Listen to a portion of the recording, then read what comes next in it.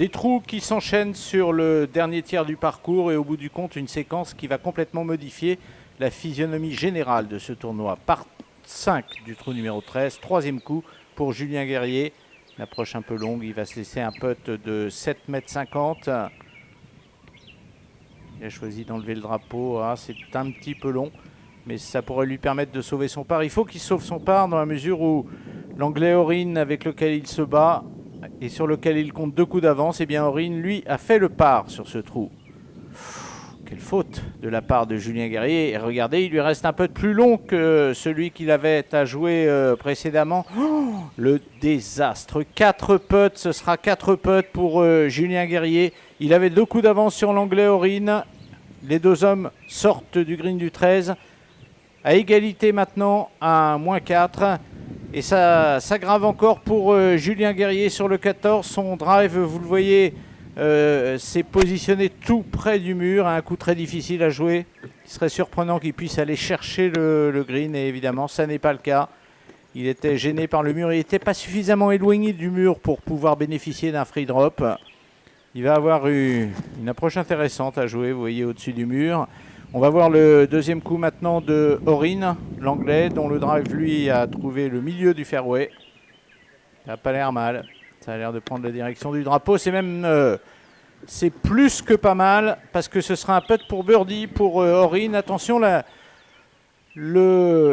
situation est en train de changer complètement. Troisième coup pour Julien Guerrier. Une approche lobée avec un wedge très très ouvert. C'est pas mal, mais il y a encore du travail. 2,50 m pour sauver son par.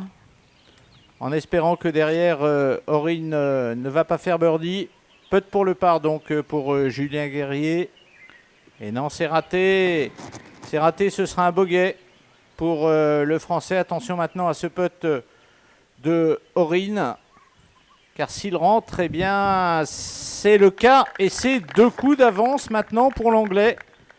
Il avait 2 coups de retard à l'entrée du 13 et il en a 2 d'avance à la sortie du 14. Attention à ce putt pour bogey pour Julien Guerrier, c'est fait, mais malheureusement c'est trop tard.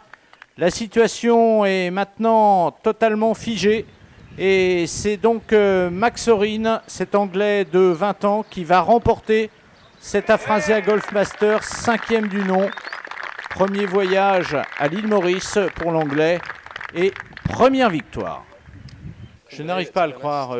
Julien était un leader incroyable qui ne commettait aucune faute.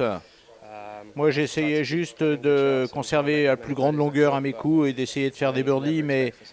Et puis, on peut souhaiter à personne de rater comme il a raté sur ce green du 13.